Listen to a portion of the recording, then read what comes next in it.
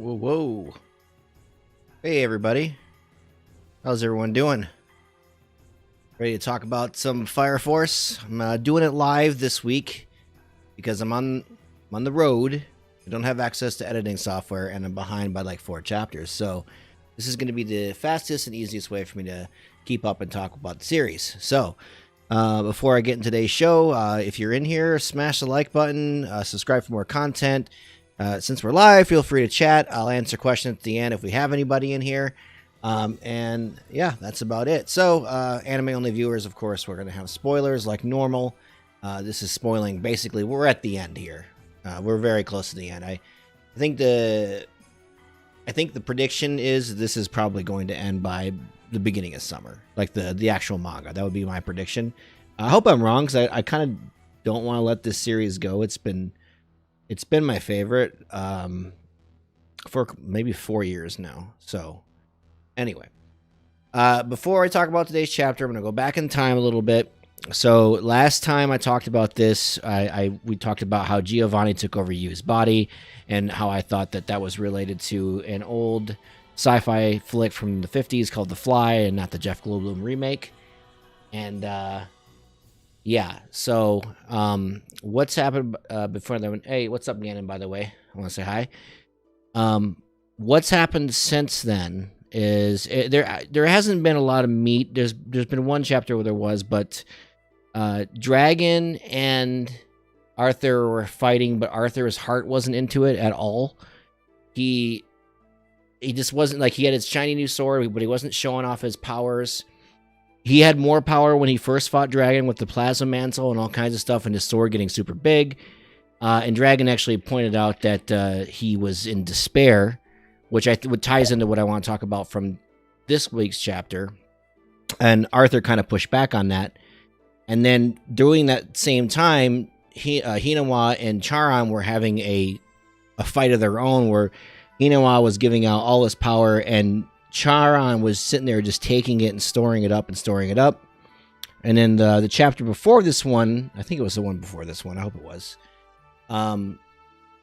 you see like the dynamic between Charon and it's kind of heartbreaking, but it's between him and his role in the whole thing, like taking on, like his whole role is about taking on pain, in my opinion, and then reflecting it back, of course. But I have a theory that every time that he takes damage, he actually is getting damaged.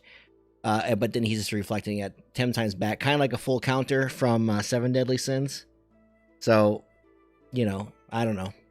But last chapter is when he finally ended, and then when he ended, he released all of that power at once and sent it towards the team, and Maki was the only person there that was able to redirect it. What was interesting, though, is she redirected it at Dragon and knocked him off the planet, which was really funny.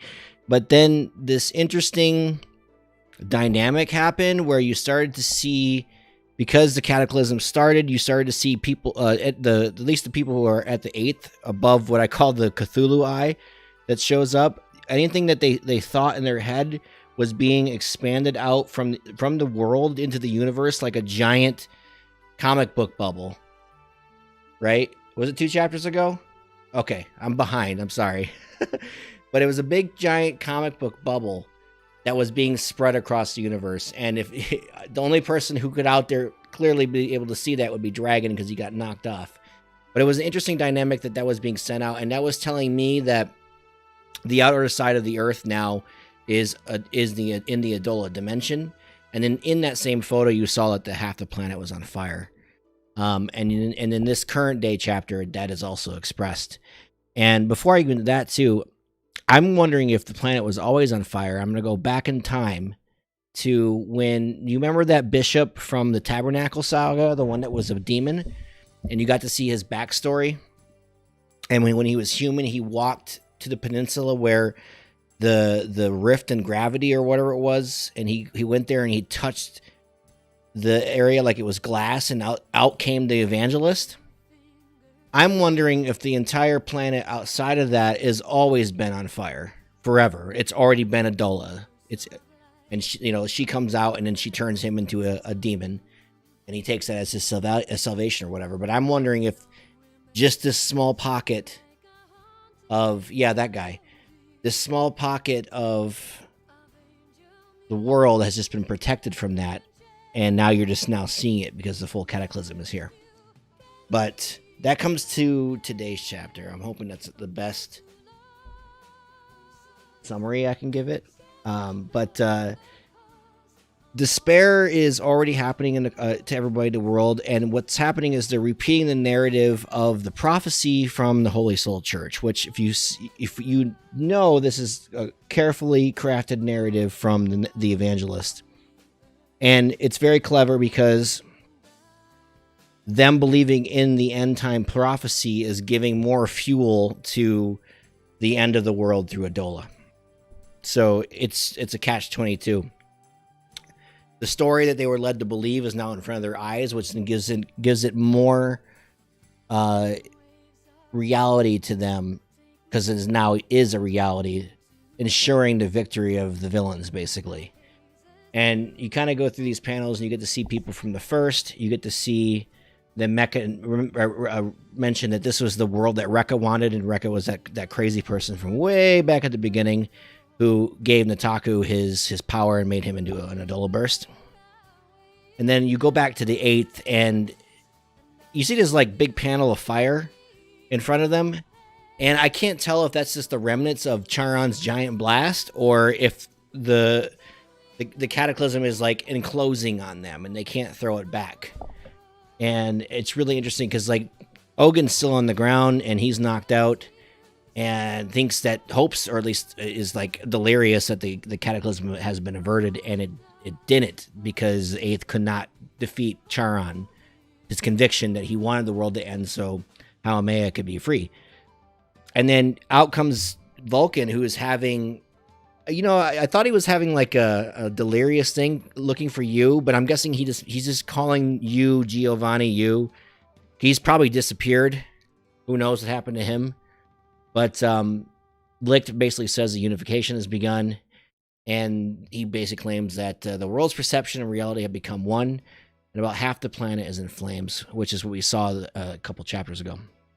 And then you get to see the dark emotions of each of the pillars, and I want to kind of focus on those a little bit. So Shinra is rage.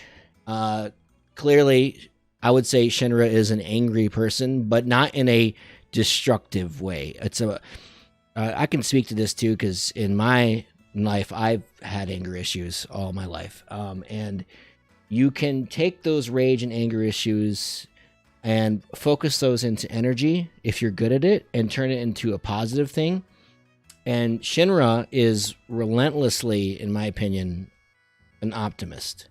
And I find it interesting that Shinra and Asta from Black Clover share a voice actor. They're both, in a sense, possessed by devils. In the sense of Shinra, he's possessed by his doppelganger, which is a devil. Not full possession, but is able to take possession of Shinra. And Asta has a pact with Libe at this point, if you read that. But both of them they are, I would say, low on the societal totem pole because of the actions that the White Clad took to defame Shinra and change his reputation, because as we all know, that Shinra was supposed to be a savior. White Clad and Evangelist picked up on this and had to basically drop Shinra down the socioeconomic ladder. Same thing with Asta, in the sense that he doesn't have any magic, so he's not seen as anything but a magicless peasant. But both of the characters are supremely optimistic, and they will basically get over the hurdle that has been in front of them. So you're seeing the dark side of Shinra. Shinra's optimism, to me, comes from his rage. So I don't think that's a negative at all. But in this series, it's a little different, because the flip side of your emotion is going to come out as a different aspect in the Adola side. And this chapter does kind of show what happens when that goes on. Before I go on to show, later on the chapter, there's a guy who gets... I guess he falls into despair, and as soon as he falls into despair, his doppelganger just shows up out of nowhere and just gives him a bear hug and takes him out. Yeah, Shinra and Asta definitely do have a crush on the nun. That's true. I don't know if Asta will ever win with Sister Lily. I'm kind of voting for I don't know. I like Mimosa and I like I don't know. That's another video. But Sho apathy clear.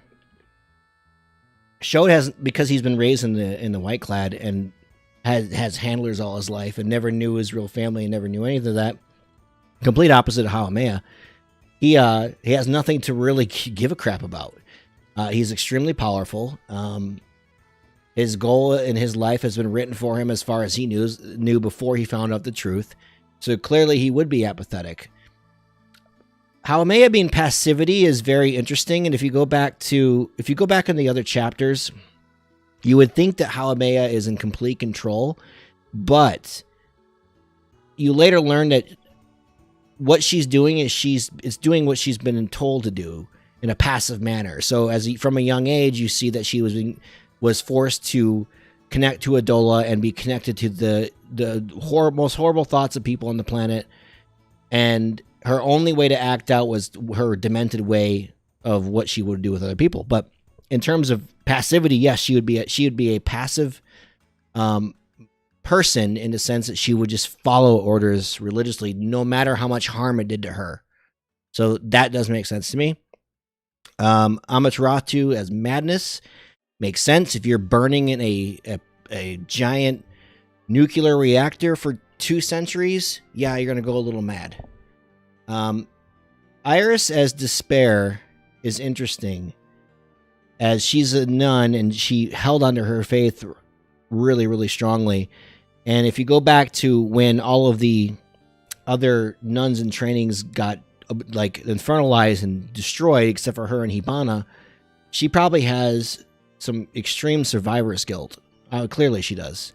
And that has caused her to be in despair. And she also probably didn't think very highly of herself too, because she was up until recently, a unpowered individual. So she probably didn't think that she deserved to survive. And then that's probably why she drowned her into her faith so much as a sister that was giving her solace against the despair inside. That's kind of how I take it. That Sumiera's disgust makes sense to me. Sumiera has no problem with experimenting on children and killing them. She has a disgust for humanity. She doesn't care.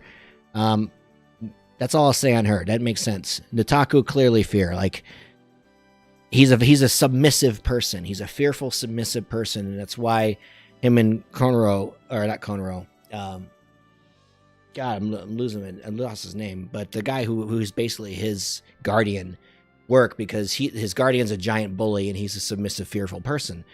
Because his parents tried to push him into being the best he could, and then when he got to the labs, they tried to push him to be the best he could, and he was just fearful he couldn't do it. But at the same time, because he's so fearful, it's weird that he's extremely powerful. I find that dichotomy like interesting. And then Inca and destruction. Inca's just a hateful person. She doesn't care about life. As long as it amuses her, she'll destroy as much as possible. She did that before she got her powers with her thieving things, and then as soon as she got her power and she nuked her friends that she was with, she didn't care. As long as it came to her show, she only cares about destroying things. You know, she's obsessed with fire. She's obsessed with destruction. So, yeah, and then, you know, the next couple things is how Haomeya talks about this is the collective unconscious, and this is all it's her now. Now, this part's interesting.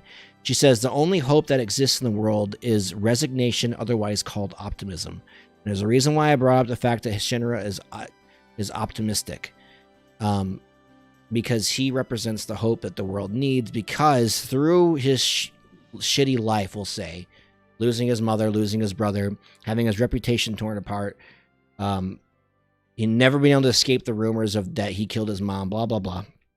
He's been relentlessly optimistic to his own, you know, ability to find the truth and find his mom and stuff like that.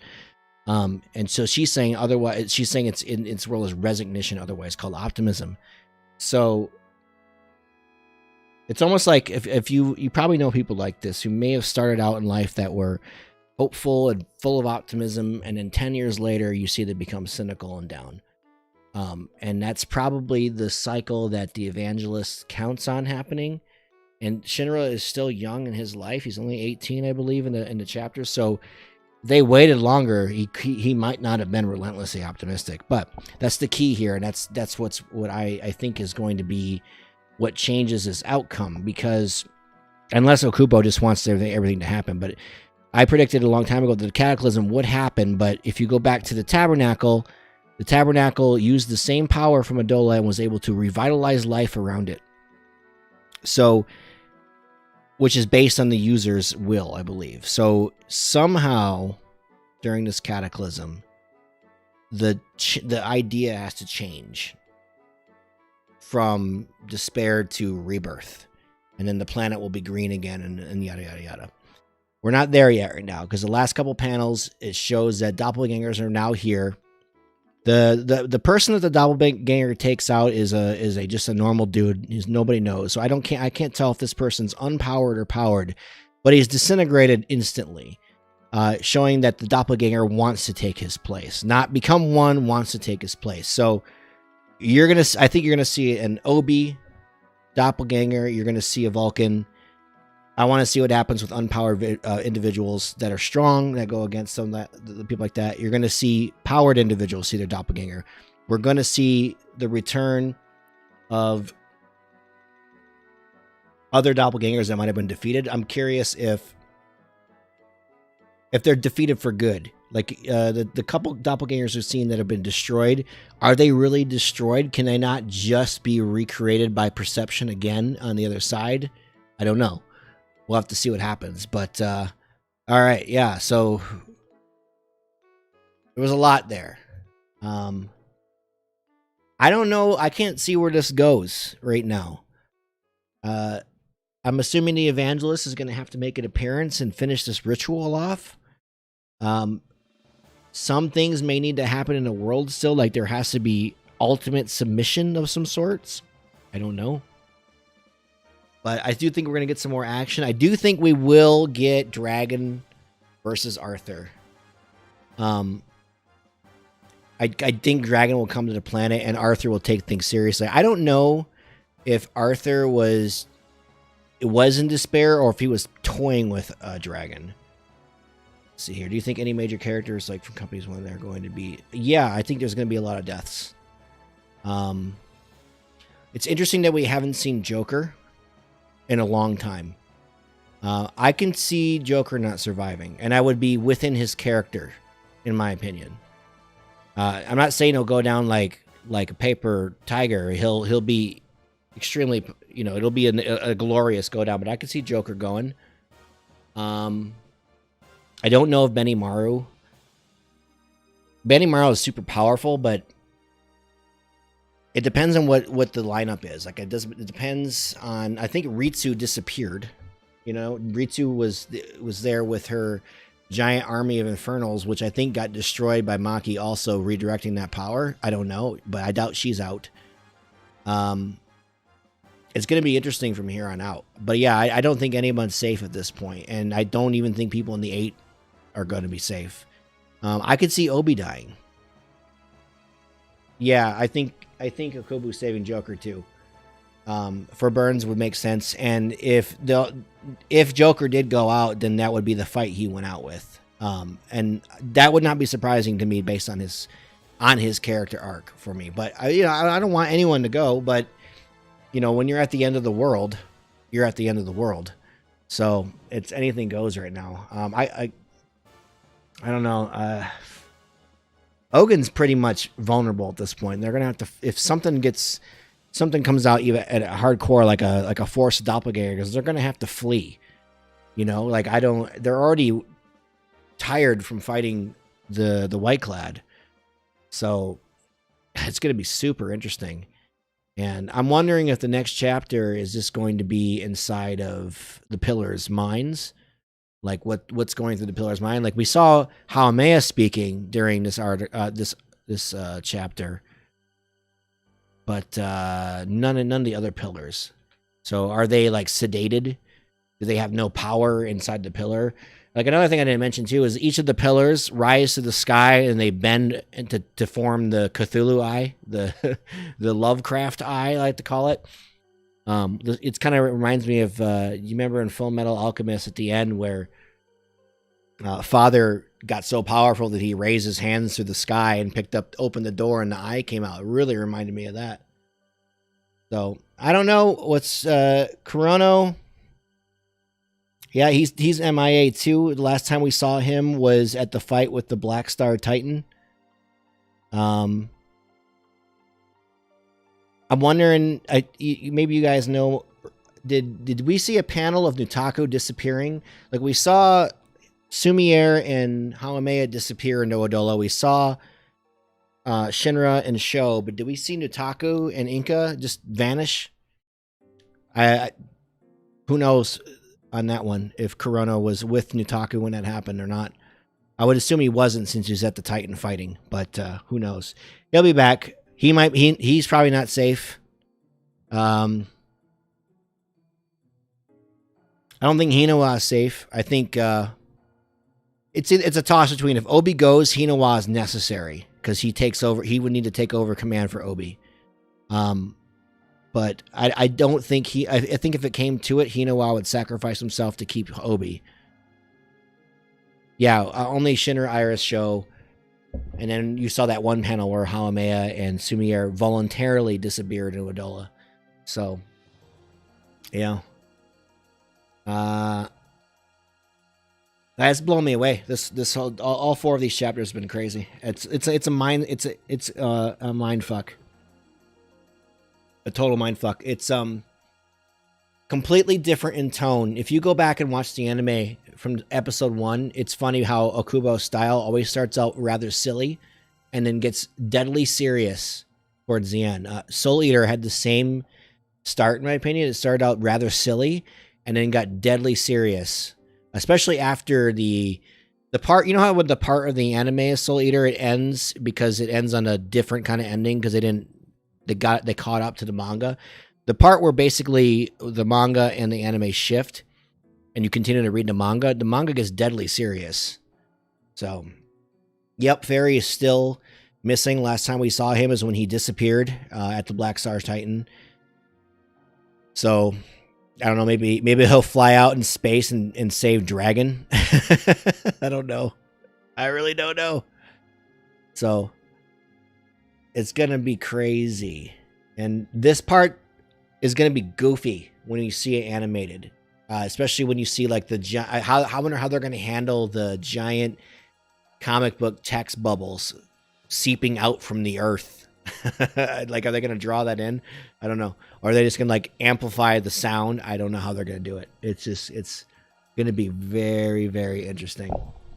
But, yeah, that's all I got on that. You guys got anything else? I don't really have any more theories. I'm ready to be blown away. I'm ready to just kind of ride it out and see what happens. But it's been really fun. Real fun. Well, that's all I got on this today. Just doing the quick little live stream. Get this done. I'm gonna start live streaming some games again pretty soon. Since Resident Evil 8 is coming out in May, I will probably be replaying 7. Maybe a little bit of 2 remake. I have Resident Evil 3. I just don't have fun playing it like I do 2 and 7. So maybe I'll start playing those a little bit. And wanted to talk about World Trigger, but this month's chapter got delayed till March. That is really good, by the way. The season 2 of the anime has actually been pretty decent. So you should check that out. But and then Black Clover anime is apparently being canceled, but a lot of people were doom and glooming about it, but there's a rumor that they might do a Demon Slayer style movie, because it's going to end in like 10 episodes, and they just started to do the adaptation of the Dark Triad, and they're not going to get anywhere near. Like, they're probably going to get to the point where like Asta and Lee may meet up, maybe, and I bet you the rest of it. The rumor is that they might adapt the rest of the arc in a movie. That would be kind of cool because they'd probably throw a ton of budget at it. So we'll see. But I'm kind of sad to see that going. You know, Black Clover, the anime, has been a staple for Tuesdays for me for 3 years now. So, yeah, I hope they do. It'd be nice if they did a seasonal release, but a movie would be cool too. But the crappy thing is that over here in the West, we don't get the movies as quickly as possible. I do live in an area where I think it's Fandango picks up anime movies, but they are on limited releases. So like there'll be like 1 or 2 theaters within 30 miles that are playing it. So that'll be annoying, but we'll see. But yeah, all right. Cool, guys. Well, I'm going to head out. Hope you all have a wonderful day. Hit the like button and subscribe for people who are not in the chat. Nice talking with you, Gannon and Crippled King. Hope you guys